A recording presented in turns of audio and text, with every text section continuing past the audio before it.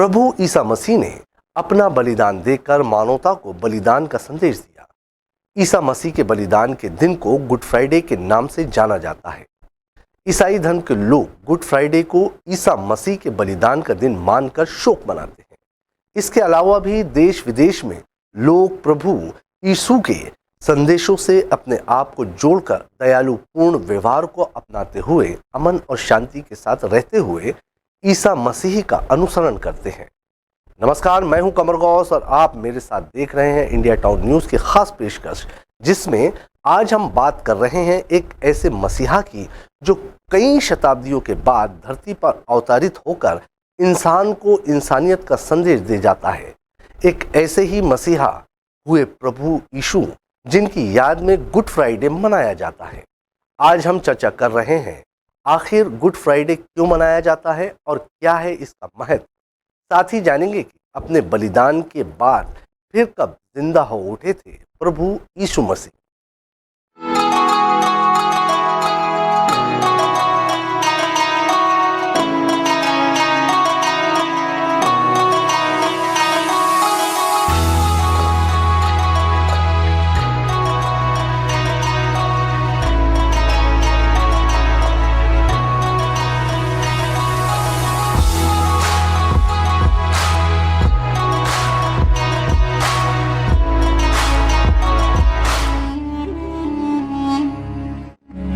Good Friday का दिन प्रभु यीशु मसीह के बलिदान के रूप में याद किया जाता है। इस दिन ईसाई धर्म के मानने वाले चर्च में काले कपड़े पहनकर प्रार्थना या प्रेयर करते हैं। दुनिया में जब जब पाप बढ़ने लगता है, उस पाप को रोकने के लिए एक मसीहा का जन्म होता है। ईसाई धर्म के अनुसार इंसानों को सही राह पर लाने के लिए ईसाइयों के भगवान प्रभु ईसा मसीह का जन्म हुआ था। कहा है प्यार करो, एक दूसरे के प्यार करो। उन्होंने कहा है, उनको जो आज्ञा है कहता है कि तुम ईश्वर को प्यार करते हो तो साथ साथ अपने पड़ोसियों को अपने समान प्यार करो, तभी तो प्रभु यीशु की शिक्षा कंप्लीट होता है। यदि हम ईश्वर को प्यार करते हैं और पड़ोसियों को प्यार नहीं करते हैं तो तुम्हारे प्यार अधूरा होता है। ये प्रभु यीशु ने सिखाया है। इसलिए हर ईसाइयों को अपने आस पड़ोस जितने लोग उनको सबके साथ लेकर चलना है, तभी तो प्रभु यीशु की शिक्षा कंप्लीट होता है। ईसा मसीह के बलिदान दिवस को गुड फ्राइडे के नाम से जाना जाता है। ईसा मसीह समाज में फैली बुराइयों को खत्म करने के लिए मनुष्यों को संदेश देते थे, जिसके कारण कुछ लोगों ने उनके खिलाफ अफवाहें फैलाई और उन्हें लोगों को भड़काने के आरोप में क्रॉस पर चढ़ा दिया गया। प्रभु ईसा मसीह ने अपना बलिदान देकर मानवता को बलिदान का एक संदेश दिया। ईसा मसीह के बलिदान के दिन को गुड फ्राइडे के नाम से जाना जाता है। ईसाई धर्म के लोग गुड फ्राइडे को ईसा मसीह के बलिदान का दिन मानकर शोक मनाते हैं।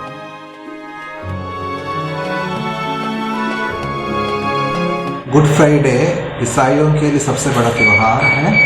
दुनिया भर के ईसाइयों ने इसको मनाते हैं। गुड फ्राइडे को हम प्रभु यीशु की कलवारी यात्रा को याद करते हैं। जिस प्रकार प्रभु यीशु ने क्रूस लेकर कलवारी चला गया था और कलवारी के पहाड़ पर यहूदियों ने उनको क्रूस पर चढ़ाया। प्रभु यीशु मसीह को स्वयं अपनाया, उन्होंने कुछ बोला नहीं है। पर मैं आपकी इच्छा का पालन करूंगा, आपकी बात मानूंगा।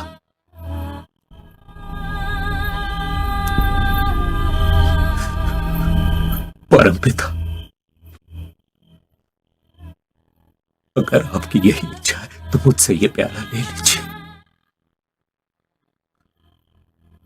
पर मैं आपकी इच्छा का पालन करूंगा, आपकी बात मानूंगा।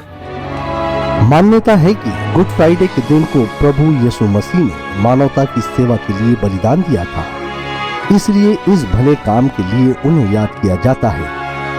गुड फ्राइडे को Holi Friday, black Friday, great Friday के नाम से भी जाना जाता है, क्योंकि जिस दिन प्रभु यीशु मसीह को क्रॉस पर चढ़ाया गया था, उस दिन शुक्रवार यानी कि फ्राइडे का दिन था।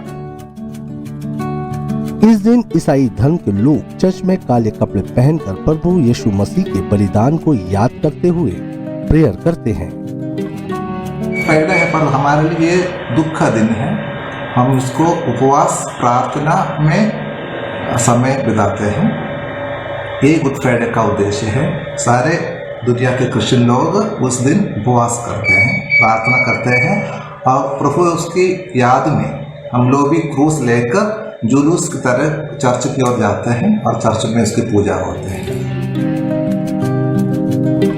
ये दिन ईसा मसीह का बलिदान दिवस होता है, इसलिए इस दिन चर्च बेल नहीं बजाई जाती बल्कि लकड़ी से बने बॉक्स को बजाया जाता है। बाइबल के अनुसार जब यीशु मसीह को सूली यानी क्रॉस पर चढ़ाया जा रहा था तो उन्होंने कहा कि हे प्रभु, इन्हें माफ करना क्योंकि ये नहीं जानते कि ये क्या कर रहे हैं।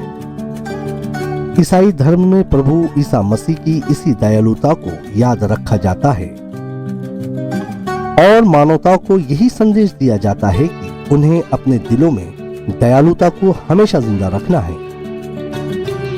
सभी को माफ करना है।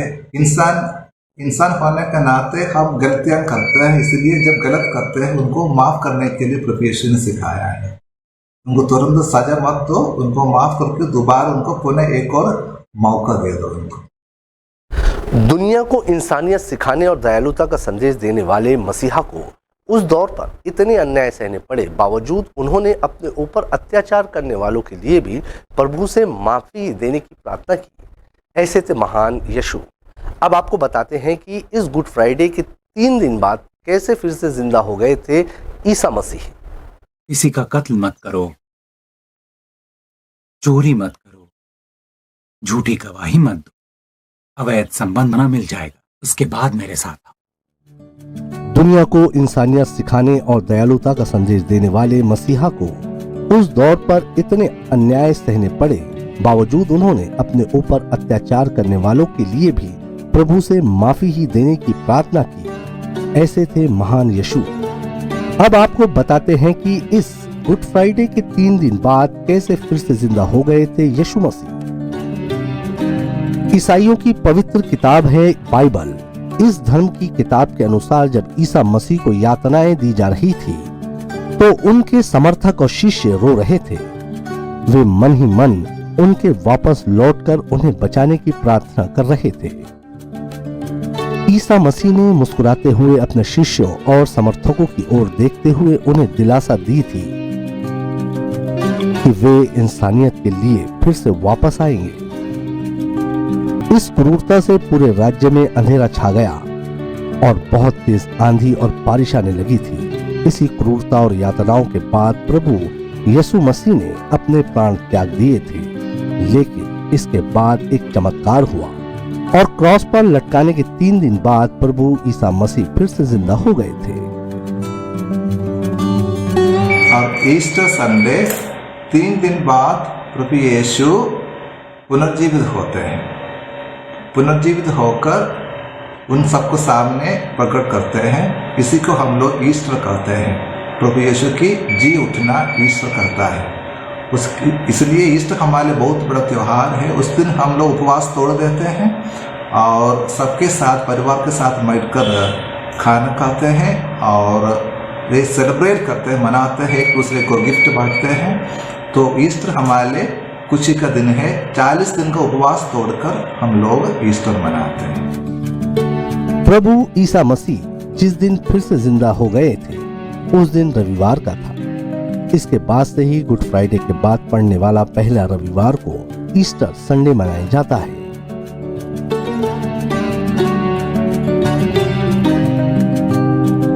ईसाई धर्म की कुछ मान्यताओं के अनुसार ईस्टर शब्द की उत्पत्ति इत्र शब्द से हुई है।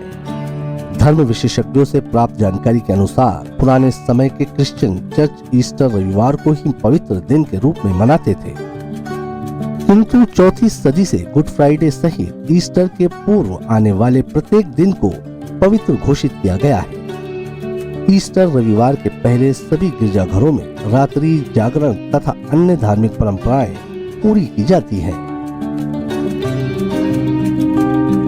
असंख्य मोमबत्तियां जलाकर प्रभु यीशु में अपने विश्वास प्रकट करते हैं। यही कारण है कि ईस्टर पर सजी हुई मोमबत्तियां अपने घरों में जलाना तथा मित्रों में उन्हें बांटना एक प्रचलित परंपरा है। ईस्टर खुशी का दिन होता है। इस पवित्र रविवार को खजूर इतवार भी कहा जाता है। ईस्टर का पर्व नव जीवन के बदलाव के प्रतीक के रूप में मनाया जाता है। ईस्टर की आराधना उषा काल में महिलाओं द्वारा की जाती है, क्योंकि इसी वक्त यीशु का पुनरुत्थान हुआ था और उन्होंने सबसे पहले मरियम मगदलीनी नामक महिला ने देख अन्य महिलाओं को इस बारे में बताया था। उषा काल को सनराइज सर्विस कहते हैं। ईस्टर के दिन उषा काल में होने वाली प्रार्थना के बाद दोपहर 12 बजे से पूर्व में भी आराधना होती है। इसमें पुनरुत्थान, प्रवचन व प्रार्थना होती है। ईसाई धर्म में गुड फ्राइडे से तीसरे दिन रविवार अधिक महत्व रखता है। ऐसा माना जाता है कि इस दिन सूली पर लटकाए जाने के तीसरे दिन प्रभु यीशु मसीह पुनः जीवित हो गए। ईसाई धर्म के अनुयायी ऐसा मानते हैं कि पुनः जीवित होने के बाद 40 दिन तक प्रभु यीशु शिष्यों और मित्रों के साथ रहे और अंत में स्वर्ग चले गए। शुरुआती समय में ईसाई धर्म को मानने वाले अधिकांश यहूदी थे, जिन्होंने प्रभु यीशु के जी उठने को ईस्टर घोषित कर दिया। गुड फ्राइडे और ईस्टर संडे पर थी ये हमारी खास पेशकश। ये रिपोर्ट तैयार की थी मनीष तिवारी ने। अब मुझे दीजिए इजाजत और स्वीकार करें मेरा नमस्कार।